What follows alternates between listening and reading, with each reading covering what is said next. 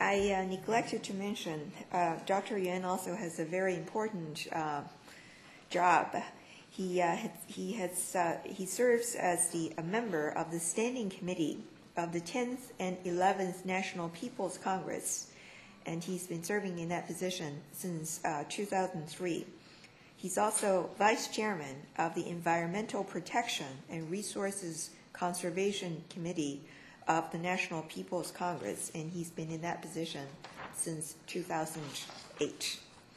So from Dr. Yuan's presentation, we could see how much thinking has gone into the whole issue of international collaboration on the part of Tsinghua University. And moving from there, we move on to the next speaker, which is Professor Cao Li of Tsinghua University. Professor Cao received her degrees, her bachelor and master's degrees from Beijing Foreign Studies University and her PhD from University of Cambridge.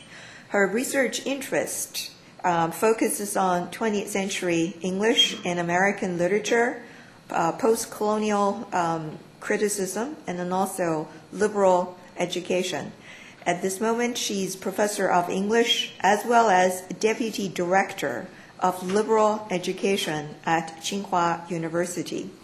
Professor Cao has been a recipient of numerous honors and grants, which I will not mention other than saying very quickly that she was a recipient of the Third World Women's Studies Award, and which enabled her to spend some time in Australia. And then also she's almost routinely a recipient of Best Teaching and Administration Awards at Tsinghua University. She's received practically any amount, any kind of award that an outstanding faculty member developing her teaching and research career can possibly hope to win. And she's also a member, that is professionally, she serves on the board of directors of the Chinese Association for the Study of American Literature, for the study of British literature, and for the study of literatures in English, that is in China. She's the author of about 7 books, as by my count, and more than, nearly 2 dozens of articles. And we welcome Professor Cao Li to change the subject somewhat to the issue of general education at Tsinghua, please.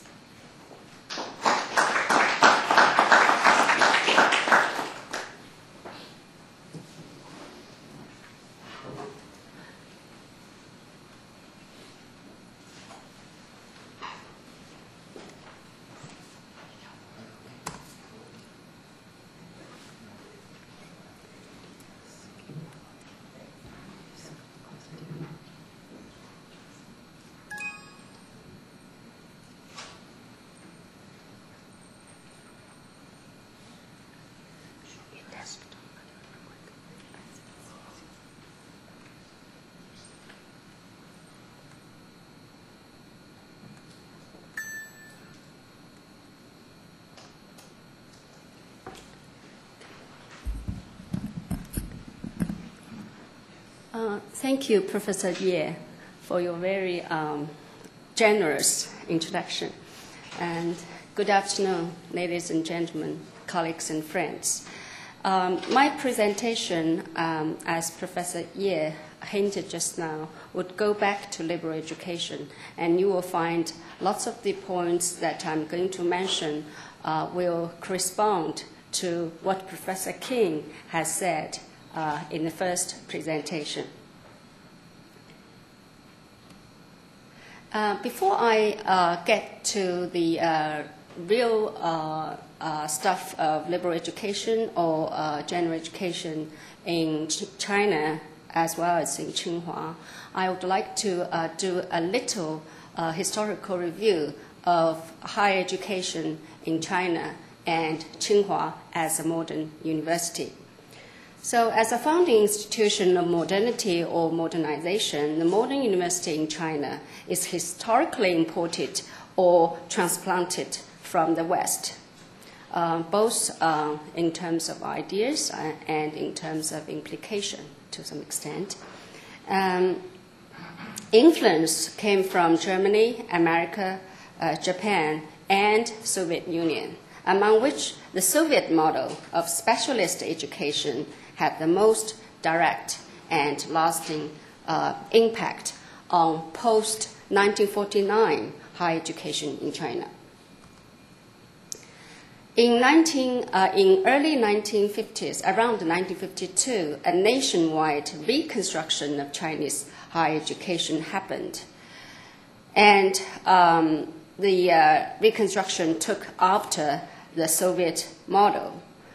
In what sense? Well, institutions were reorganized or reassembled in order to train specialists.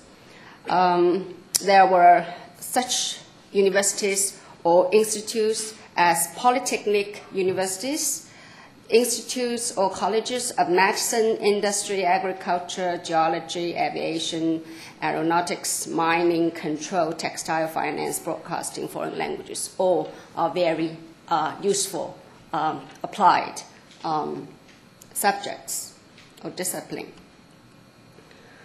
So as a result, or as one of the aims of such kind of institution, professional or specialist education was stressed over general education. Skill-based and instrumentality-oriented learning was stressed over liberal exploration of knowledge. Science and engineering education occupied a very predominant position. How about Tsinghua? Tsinghua was restructured in 1952 into a polytechnic institution during the general restructuring of higher education in China. Because Tsinghua used to be a university of multidisciplines, including science, humanities, law, social science, agriculture, and engineering. It was not until mid-1980s that the university began to rebuild it as a comprehensive research university, and the process was accelerated in late 1990s with the with one aim of building up Tsinghua as a world-class university. The restructuring has to be examined scientifically because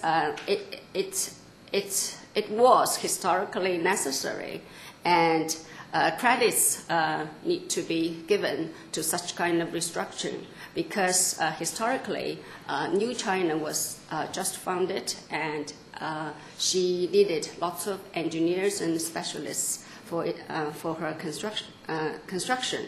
But at the same time, there was very obvious deficiencies, which I would mention again in my later presentation by asking a few questions, perhaps.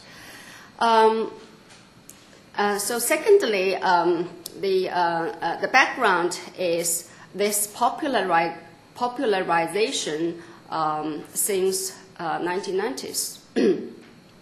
So in 1990, the gross enrollment of college was 3.4%. And then in 1995, it was doubled to 6.8%. By the time we reached 2002, it jumped to 15%, and it was a turning point. And 2005, 19%, 2006, 22%. And 2009, it reached 24.2%.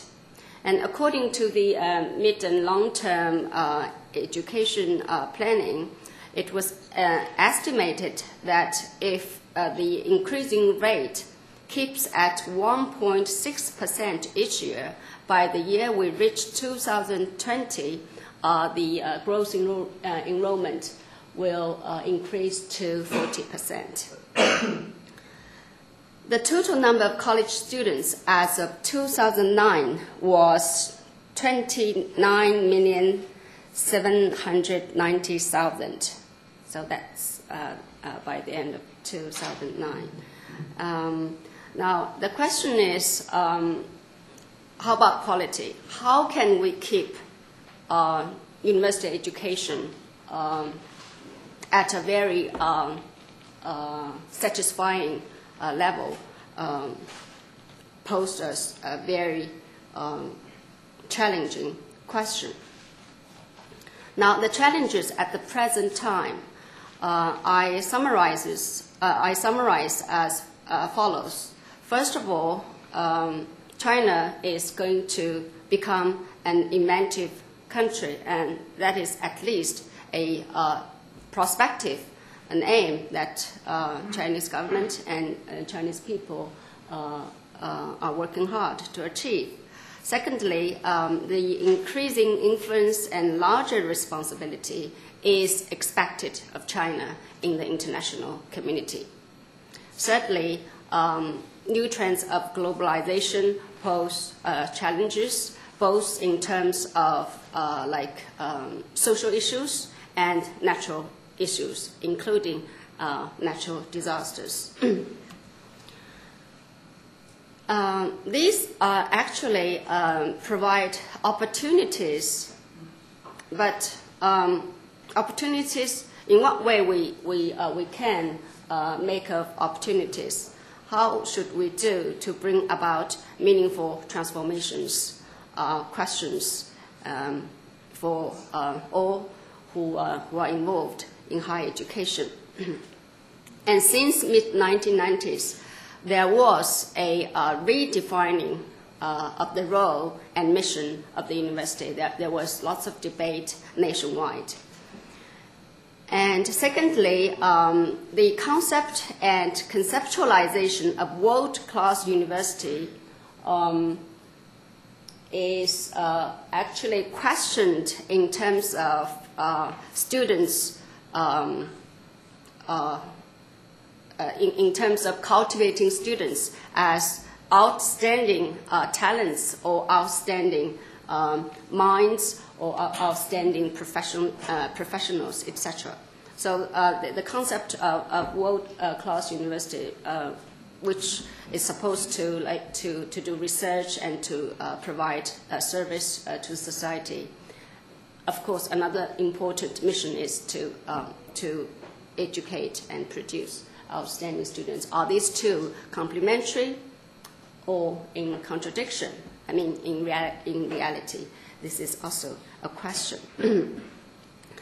Having said all this, I would like to throw out a couple of questions.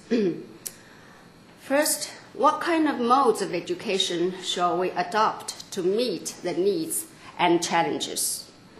Is the present professional mode of education good enough to meet the needs and challenges?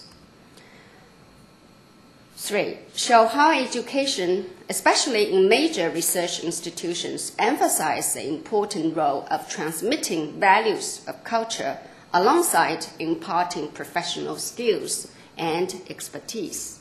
4, how can we guarantee the quality of higher education in the age of transformation, which includes, of course, popularization of higher education? 5, if education is a cultural course, or if educational endeavor is also a cultural endeavor, are Chinese or Tsinghua students well prepared culturally in today's multicultural and globalizing context? 6, do they have adequate awareness of their own cultural roots and a sound understanding of other cultures in order to interpret the values of their own culture while absorbing the best of other cultures and interacting with the international community? 7, are the students able to make rational selections amidst the sound and fury of cultural multiplicity and mass civilization? 8, are the students culturally and intellectually competent to deliver both cultural and professional values to the society with a larger sense of social responsibility. So these questions actually have been debated for like 2 decades or about 15 years. In September 1995, the Ministry of Education convened a national meeting of higher education institutions, and that meeting actually launched what we call, or what is called by the Ministry of Education as cultural quality-oriented education across the universities in China. Higher education, and the idea behind this is that higher education should be both professional and cultural, and this gave rise to liberal and general education in China at large. And following the meeting, a national basis for cultural quality-oriented education were established. In 1999, 32 such bases, and 2005, 62 bases. The total number of higher education institutions that offer degree programs in China is 720 by the end of 2006. So that's the coverage. Okay, the 93 bases cover about 158 institutions out of 720. Now, what is cultural quality-oriented education as compared to what is going on in many American universities? Roughly speaking, it is a counterpart of liberal education, aiming at reforming the mode of specialist education through facilitating a larger intellectual cosmology and a more substantial humanistic education. And it is also a mode of effective or internalizing learning with a clear focus on cultivating students' mind, character, and competence. And some people would translate this 文化素质教育 as competence-based education. Okay, the point is to help students to internalize what they have learned, to take what they have learned as part of themselves. So in the aftermath of this cultural quality-oriented education, liberal education became a catchword and a new trend in the agenda of higher education since 2000, roughly around 2000. Several leading research universities use the term general education in their newly published prospectus to direct and define its mode and pattern of college education. For example, Tsinghua University redefines its college education as a broader professional education with a solid foundation in general education. Peking University implemented general education in the first 2 years through a large number of common selective courses. And Fudan University so far, I think, goes the farthest. It set up Fudan College, the equivalent of the School of Arts and Sciences like Yale College or Harvard College in America, in 2005 to institutionalize general education fundamentally at the tertiary level. And this diagram suggests what's going on in China. Okay, aside from Fudan College, Zhejiang University also established what they call Qiushi College last year. And then up in the south, down in the south, Zhongshan University established what is called Liberal Arts College. And Nanjing University was developing core curriculum since last year. And Hong Kong Chinese University, they have been doing general education through a Center of General Education for quite some time. But by the year of 2011, Hong Kong universities are going to have like 4 years time for all unders. So there is an opportunity for them to think about what needs to be done further about general education. And Tsinghua University developed its core curriculum in 2006. And Peking University, I have mentioned their general education selective courses. But last year, they started to develop what they call as general education platforms, new platforms. It's a kind of reorganization of similar disciplines and departments which would co-contribute and co-share the courses and resources. And this diagram actually shows what's going on in some of the world-class universities. Harvard, okay, we all know that Harvard went through a very long time reform of their core curriculum. And California, University of California Commission published General Education in the 21st Century in 2007, in which I think Berkeley played a very important role. And in Europe, Bologna Process, 2000, and Tokyo University, they treat liberal arts as a core curriculum, and the Melbourne model, this 3+2+3. Okay. Now, what is liberal education like at Tsinghua? And I will skip this historical story about how Tsinghua University became a university, okay? Because I think many people have learned about that. And in terms of general education, we do have a history that we cherish. First of all, Mei Yiqi, who served as president from 1932 to 48, and he said general education should be primary and specialist education secondary. So foundation, this idea of foundation was very much deeply rooted here. And Pan Guangdan, who served as provost during Nianda time, and who is also a professor of sociology, advocated whole person or holistic education. And professors like Feng Youlan and Liang Shichen all tried to preach the idea of liberal education. And for Feng Youlan, he was talking about integrating the traditional and the modern, the Chinese and the Western.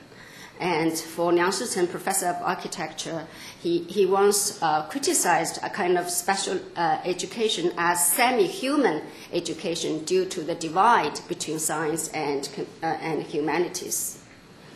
And Jiang Nanxiang, who served as president from 1952 to 1966, that's just pre-Cultural Revolution, he advocated politically and professionally well-educated, 就是有红有专, providing students with not only games but also guns to hunt for themselves, okay?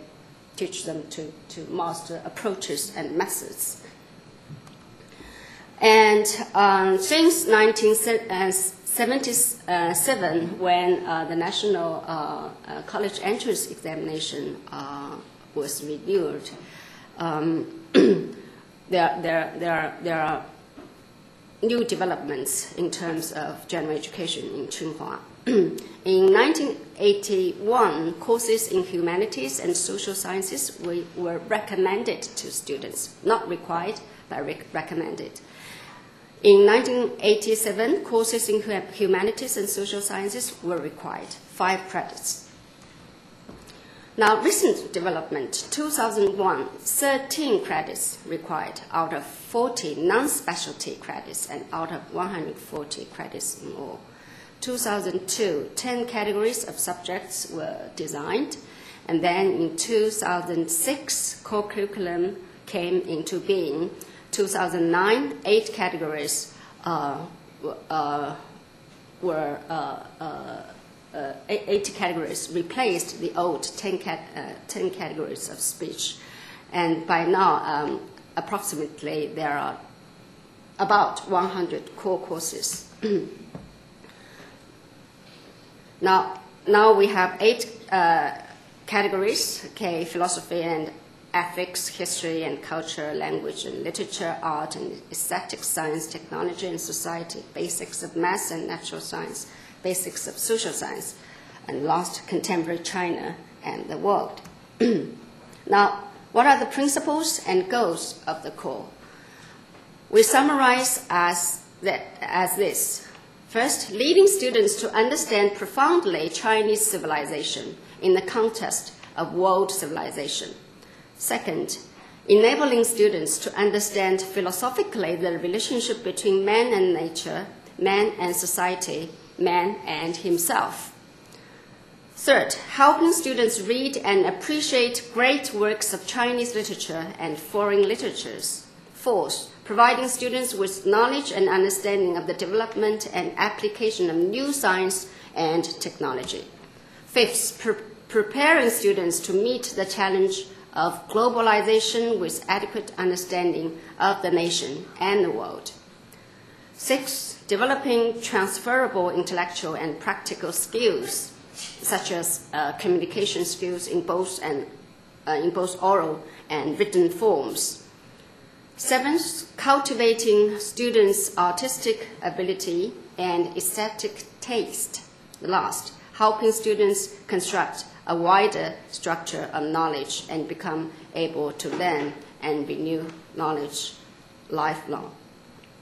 And here I have a super link which shows the 100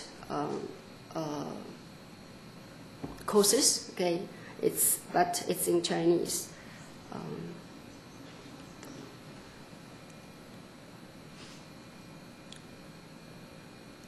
Sorry about this. Okay, and then some points of stress. We stress that students read great works, both Chinese and foreign, which raise and answer the most enduring and profound questions. And in 1997, the university provided a reading list for Tsinghua college students. Just briefly. Okay, and the list includes about 80 works, 20 Chinese cultural classics, 20 Western cultural classics, I think, and then another 20 Chinese literary classics, and another 20 world literary classics.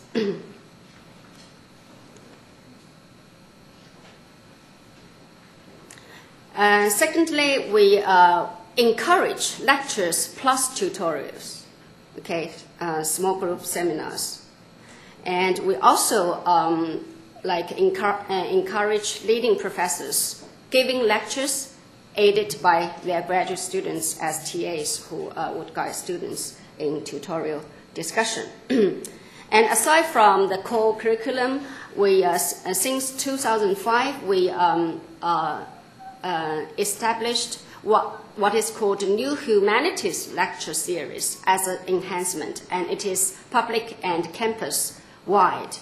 Now, the series which we have covered include The Idea of the University and the Humanistic Spirit, 2005 in spring, Reading and Traveling for 2005, Dialogues Between Civilizations, spring 2006, Innovating Art, Science and Culture for 2006, Philosophy and Life, spring 2007, Culture and the University for 2007. So up to 207, we have like a central theme for each semester. But after that, we think that each theme may need more time, so we change it to academic year-based. And at the moment, students are attending literature and art new humanities lecture series on campus.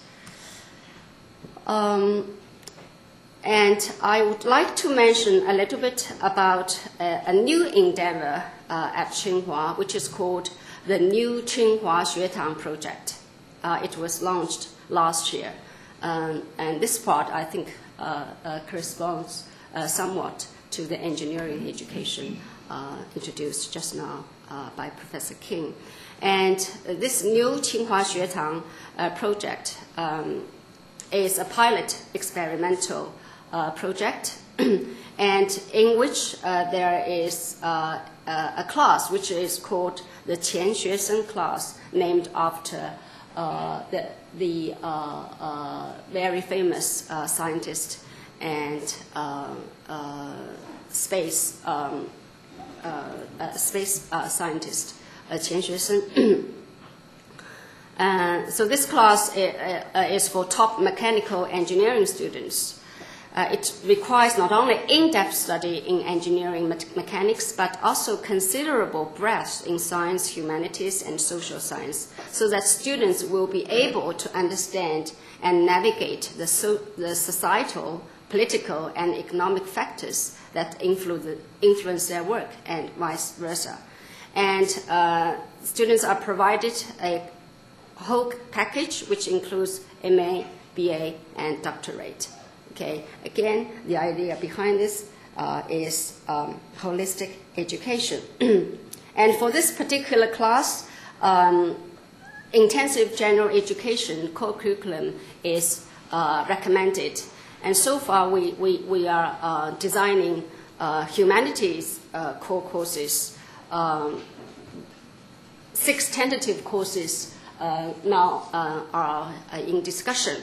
Okay, they include great universities and great scholars, art in the contemporary society, civil society and contemporary ethics, Chinese society in the global context, literature and law, political philosophy, and public administration. Now, before I end my presentation, I would like to cite 2 professors. Okay, one is from, not 2 professors, cite 2 resources. One is from the General Education in the 21st Century report.